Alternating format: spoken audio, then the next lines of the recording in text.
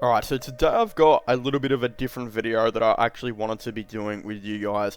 This time I actually wanted to talk about, I think, nearly the most underrated team in the NBA, and that is actually the Minnesota Timberwolves, and how I actually think they are secretly kind of building a team that could be very, very elite very soon. Again, when we look at the Minnesota Timberwolves right now, if I asked most NBA fans where they think they were, they would probably say they're about 10th, have a negative record, this and that.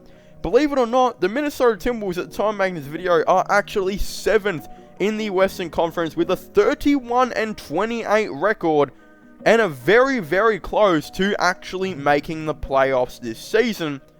And they are doing this without an established small forward and power forward.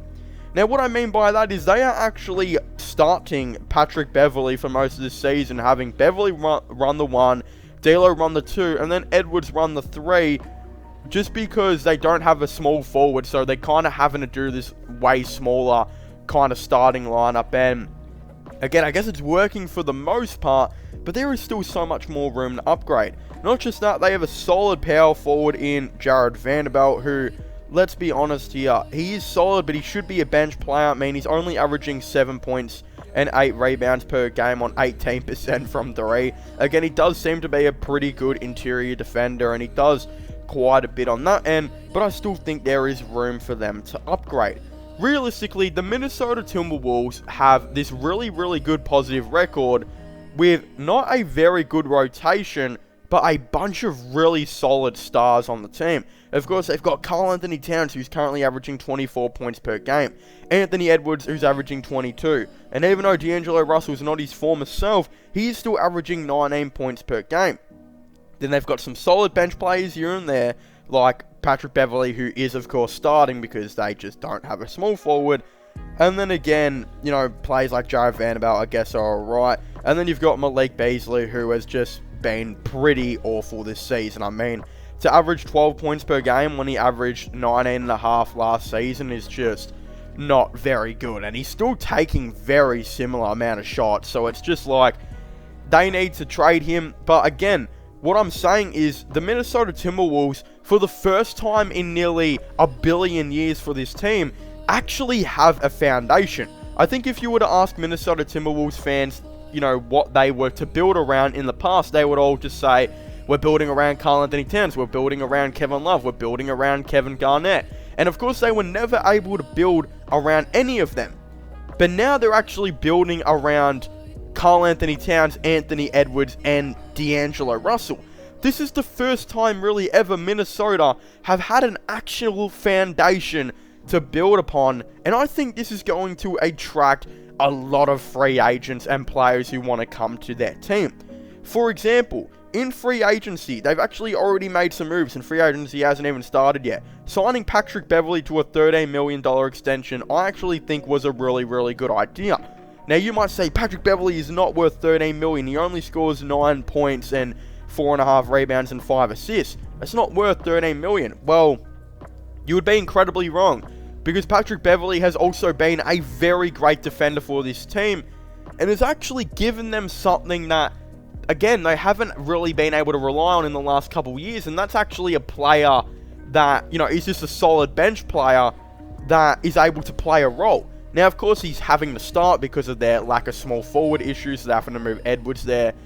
But again, next season, signing him the $13 million is great, because next season he's going to come off the bench, and to have a player like Patrick Beverley off the bench on a team like Minnesota, who some people believe was a dead end and was going to blow it up, is an actual really good success for them. Not just that, Taurean Prince is going into free agency now, and his $15 million deal will be expiring. Now, I do expect them to bring him back, because he actually has done some stuff for them, and I expect them to bring him back on a 2-year deal worth about $3 million per season, so about $6 million guaranteed, with that second year probably being a team option. And I think that makes a lot of sense. Therefore, you save $12 million in cap space right there, and you probably get some sort of like mid-level exception going on in free agency. Then, I think the next thing you do is you trade Malik Beasley to a team that needs a backup, you know, scorer. Again, the issue with Malik Beasley on this team is the Minnesota Timberwolves have a lot of scorers. like they have D'Angelo Russell, Anthony Edwards, and Karl Anthony Towns. A lot of shot creators, and Malik Beasley just can't be the fourth shot creator on this team. I feel like the Washington Wizards, who are actually looking to keep Bradley Beal and are looking to have a duo of Bradley Beal and Kristaps Porzingis, should actually explore a deal for Malik Beasley, and I think a deal that makes a lot of sense could actually be struck. And what this deal would be is Kentavious Caldwell-Pope and Ish Smith, and most likely a second round pick for Malik Beasley. Now, some of you might be saying, well, isn't KCP better than Malik Beasley? Well, I think this season he probably has. But I think in the circumstances where we look at it like this, if Malik Beasley goes to the Wizards and becomes their third scorer and their number one scorer off the bench, there's a good chance he goes back to averaging like 17 points per game or something like that. And especially considering Bradley Beal has had some injury issues recently, it wouldn't hurt them to bring in a shooting guard that could potentially then come and start, maybe if Beal goes down with an injury, that could drop 20 points per game. Malik Beasley has the ability to do it. We've seen him last season do it. He just can't do it on the Timberwolves right now. And again, I think the Wizards need to move on from KCP, because even though he's been great for them, they just need to give Deni Avdija and those type of players a fair chance to actually start and prove themselves, and they just can't do that with players like KCP on the team. Now, you bring in KCP to this, of course, Minnesota Timberwolves team. You bring in an actual starting small forward that has a lot of experience doing it. Now, I know KCP is more of a wing, and if I had the choice, I'd probably start him at shooting guard as well.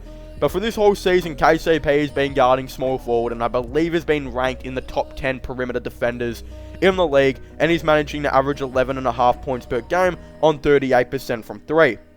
Again, when you have he and Edwards as like 6'5", 6'6", wing duo, it's probably not going to matter that one of them is not 6'7", because they're both pretty tall for what they do at that shooting guard position. So one guard and a small forward probably won't hurt. And then again, Ish Smith, just a dude that can come off the bench for them and be like a 13th man, and that second round pick you can most likely flip like later on. Then the thing you can do then is, I think, go into free agency and finally sign a power forward. Now, again, there's a power forward that's recently been getting flipped a lot and has looked like his scoring and that has gone down, but I think he just needs a fresh start, and that's actually Robert Covington. I think Robert Covington would actually make a lot of sense for this Timberwolves team. He has played with them before. This season, he's averaging 8 points, 5.5 rebounds on 34% from 3. But again, that's been all over the shop on that really bad Portland Trailblazers team. But again, when he was actually playing some good basketball for Portland last year, he was kind of a role player, just averaging 8.5 points per game, elite perimeter defense, 6.7 rebounds, and 38% from 3.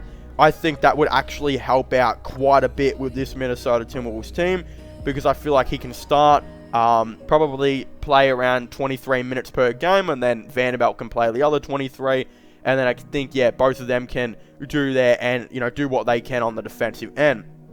And then, I think the other thing is, you go out and sign potentially another defender, because I still think you need to add some defense to this team, and that's maybe Bruce Brown in free agency, and give him a $5 million per year deal. Again, he might not accept that, because he does seem really loyal to Brooklyn. I wouldn't be surprised if he took a huge pay cut to stay with them, but I think it's worth giving it a chance, because I think even Bruce Brown could see how special this Timberwolves team could be with his extra defense.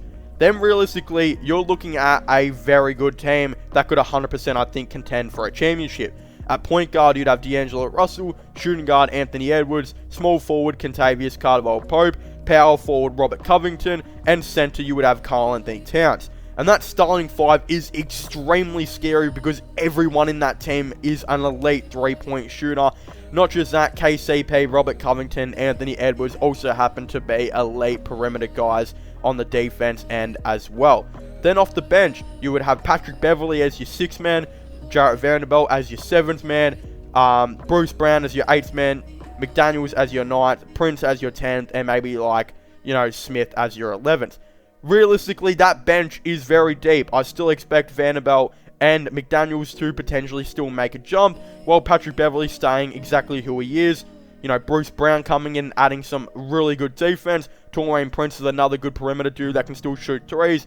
And again, Ish Smith is a really good scorer that could help out a lot, especially if a player like D'Lo or Anthony Edwards gets injured. Plus, there's still a lot of room they can maybe look to do in free agency. Players like TJ Warren, of the Indiana Pacers will be looking for a fresh start, and they could legitimately just, try and do a sign and trade, and maybe send Malik Beasley in a first over to the Pacers for him, and just hope he stays healthy. Could you imagine if you got a TJ Warren to stay healthy on your team, and he averages 15 points, 40% from 3 on great perimeter defense? That Minnesota Timberwolves team would be very scary. So honestly, as the title of the video will most likely say, I think the Minnesota Timberwolves are secretly building an elite team in the NBA. But of course, if you haven't already, please make sure to leave a like and subscribe to the channel for the latest NBA news and NBA content. Of course, don't forget to comment your thoughts and opinions on this down below. Do you guys think the Minnesota Timberwolves should make a lot of these moves? Do you guys think they are destined to be a good team? Don't forget to comment down below. Of course, don't forget to subscribe to my gaming channel, my IRL/long channel. Check out my podcast as well if you haven't already. All of them will be linked in the description down below. But as I was saying, please make sure to leave a like, subscribe, and comment. And I'll see you guys next time. Goodbye.